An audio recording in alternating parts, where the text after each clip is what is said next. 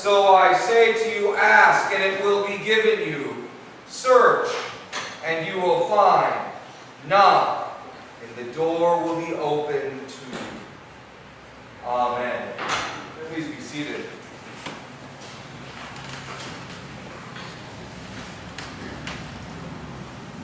Asking, searching, and knocking are three very plain and simple things.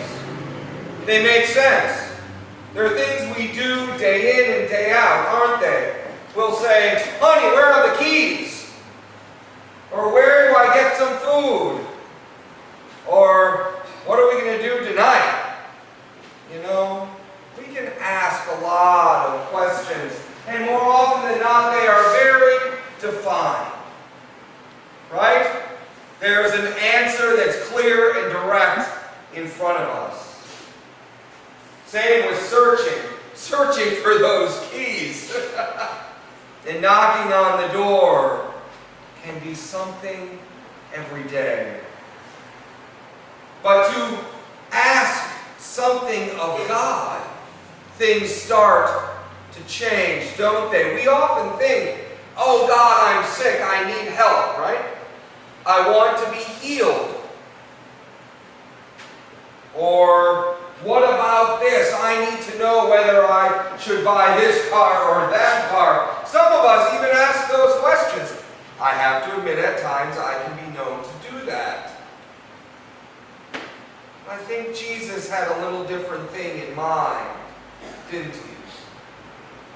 Having those open-ended questions, those of you who are parents may remember those statements. Ask open-ended questions to your kids.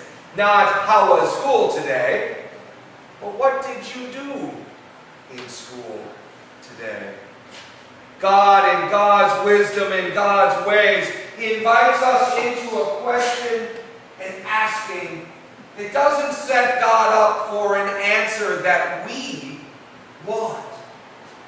How often do we go to God and say, I want this, so therefore I'm going to ask this question?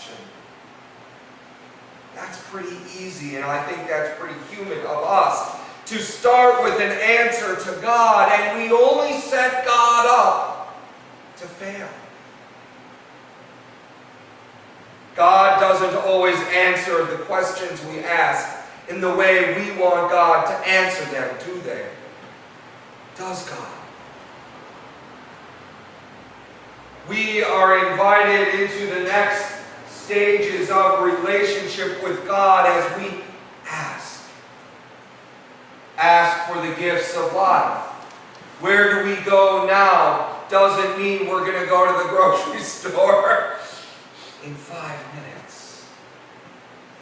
But an invitation to a journey with God. One of the studies that shows that most of us adults, even very active adults in the church, left Sunday school at about 5th grade or so, somewhere in that range. You may remember, those of you raised in the Episcopal or Catholic or Lutheran tradition get confirmed, 6th grade, even 7th grade maybe. And what do we say? You can make your own choice to go to church. And most teenagers choose not to go to church. But what happens? What would happen if you left school at 5th or 6th or 7th grade? Stop learning, wouldn't we? We would start learning what it means to go from simple arithmetic to algebra and geometry and possibly even trig or calc. What about English? We would learn, yes, how to write a sentence, but what about English literature? Taking the basics, the concrete, into that analytical side of our lives. But most of us stop our religious education at 5th grade. And that learning to ask the question that doesn't box God in stops. But Jesus today invites us to relearn something, to be reminded of something, to be invited into a relationship that is open-ended, not closed. It invites us on to a journey to search for God. A journey so rich. A journey would mean that you go to Florida, right? Once or twice a year. And you jump in the car, and sometimes you look at the map. Sometimes you know the way. By now he knows the way. Sometimes we do, don't we? And sometimes we don't. Sometimes we pull out a map, and even then, there are blue roads and red roads and green roads. They don't always go in the same direction. We don't know where they're going to take us. But we keep driving. We keep putting one foot in front of the other. But we don't know what we're going to see. I love the Vermont statement, you can't get there from here. Right? You have to go around the mountains. You can't just go over them and around the lakes and the streams. You know, there are about 10 roads that cross the Green Mountains. That's it. You got to find one of those to go over and to come back. And in the winter, some of them are closed. The journey with God is similar, isn't it? It is a journey that we have to continue to pursue in new ways, and God continues to show God's self in different ways at different times in life. So back in college, a good friend of mine, she got into a car accident and had to take a semester out of school.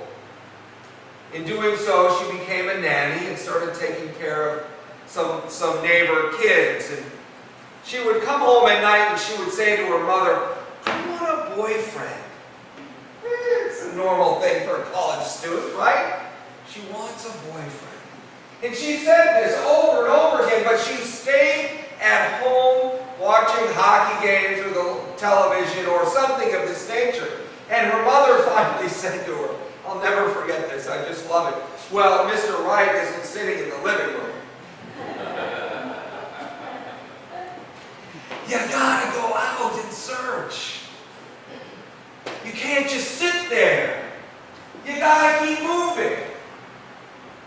The good Lord invites us not just to ask, but to move. To step one day into the next. The journey becomes whole. Think about this.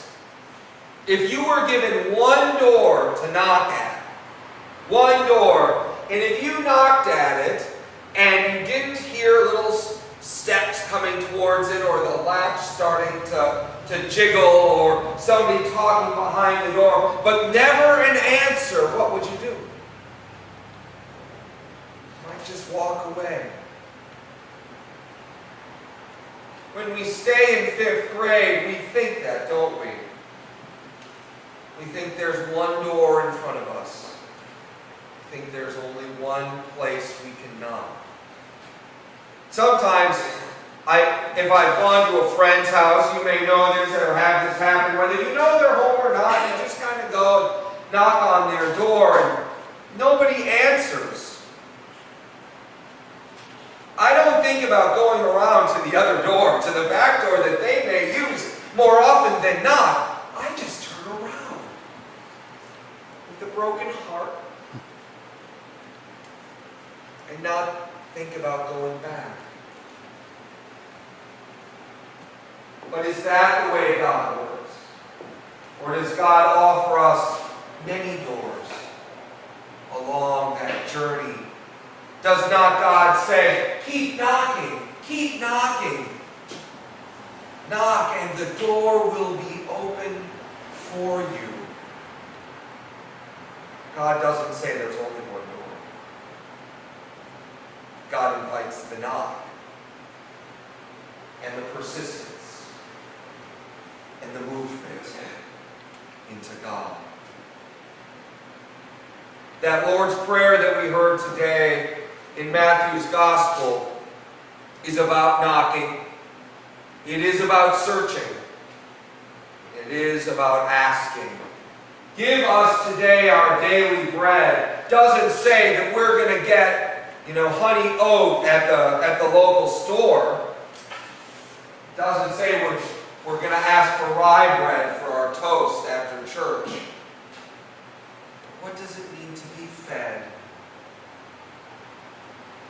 What is it that we need to be whole? Daily bread, yes, can be our tummies and our stomachs, but it's so much more if we allow that box to open. Search. Forgive. Forgive us our trespasses, our debts, our sins. The search goes on and on, 70 times 7, right? Keep going. Keep searching. Keep knocking at the door of God. That simple prayer that we say sometimes just ropely at the end of Holy Communion, that prayer that can just wash over us, sometimes becomes, so rote we don't think of it. Maybe it is about asking, searching, and knocking. Our Father, who art in heaven, invites us to ask, to search, and to knock.